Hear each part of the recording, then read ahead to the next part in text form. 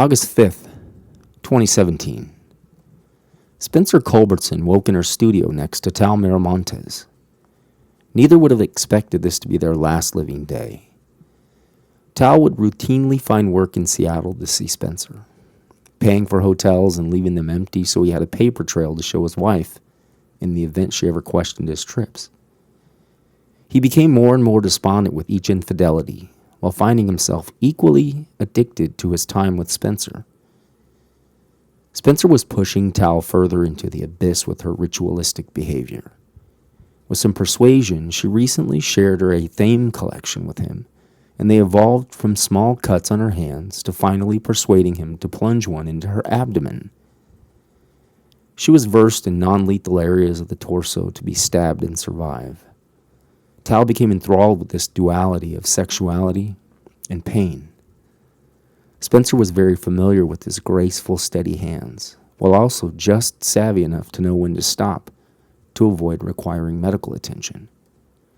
She'd instantly fallen in love with his craftsmanship as a gaffer, knowing his attention to detail, finesse, and soft touch would translate to her needs. Before they even talked about a cup of coffee, Tal and Spencer discussed bringing a stranger into their circle, someone who might agree to take an Athame to their palm and share their blood. Then they could send this naive lamb on their way and go on with the macabre they would perform alone. The blood would represent a witness to their bond. Unbeknownst to them, they would invite the one man in Seattle, blackout drunk, who thinks anyone talking to him is either a spectral being or a figment of his imagination. Spencer was extremely liked throughout the city.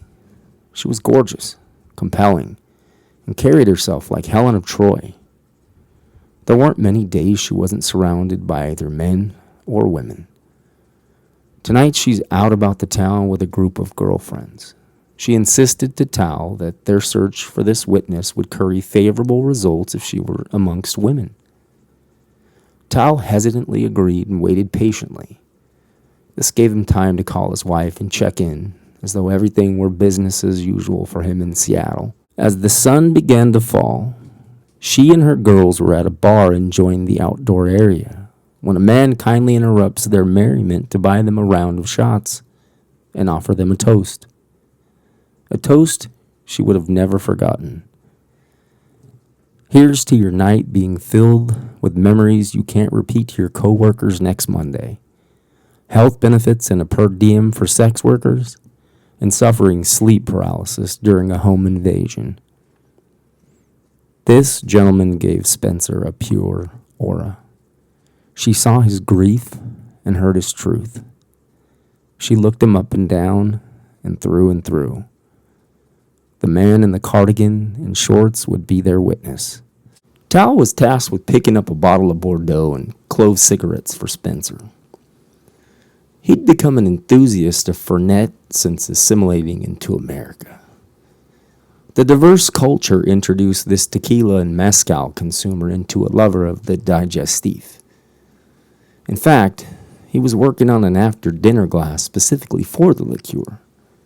Tonight he would end up getting in his drink of choice. While talking with his wife, Spencer emailed him an update about her mark and where they would meet. Tal hadn't made it to a liquor store, so he grabbed a hooded zip-up sweatshirt in a rush and set out to meet with Spencer and their prospective lamb. Spencer figured it would take Tal at least a half an hour to rendezvous, so she told her girlfriends she was going for a smoke. Spencer followed Costello away from the bar and watched as he stopped near a parking meter, and then walked a short while before staring at Hellas Liquor and returning to the bar where he bought their shots. She sensed a bit of confusion in him, so she courted the gentleman and invited him to a quiet table near the back of the bar. He introduced himself as Aaron and carried on with a very pleasant welcoming. Spencer thanked him for the round of shots, and he'd already forgotten. The alcohol was thrusting through his system and slowing the synapses. He rudely grabbed an employee and ordered 2 double añejo pours neat. Spencer told him she appreciated his mettle, but there would be no drinks coming since he just ordered from a table busser. She asked him to sit tight and walked over to grab 2 drinks. He told her she was acting different tonight. It didn't click with her. He was traveling through etheric planes, and she shrugged it off. She returned with a single añejo neat and a glass of Bordeaux.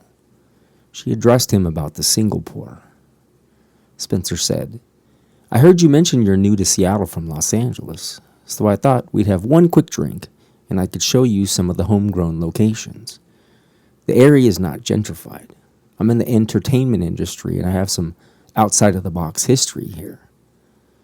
He set all that aside and asked why she hadn't offered up a toast. She said, "Of course. Where are my manners?" Raising her glass, she said, "To new bonds." He set his drink down as he sensed something was vastly different from previous evenings of toasting with his special cast of characters. Spencer set him at ease when she said, "There will be someone meeting us soon." He felt his alpha kick in, raised his glass and said, "Here's to keeping it secular, effortlessly sobbing, and threesomes gone wrong." Spencer raised her eyebrows, then her wine glass, and said she'd drink to that. He saw the bottom of his glass in about 2 seconds. He looked up at Spencer and said, "Please call me Costello." Spencer gladly obliged and took his hand. It was her first trial balloon to see how much he trusted her. He took her other hand and encapsulated her tiny hand and said, "So where to?"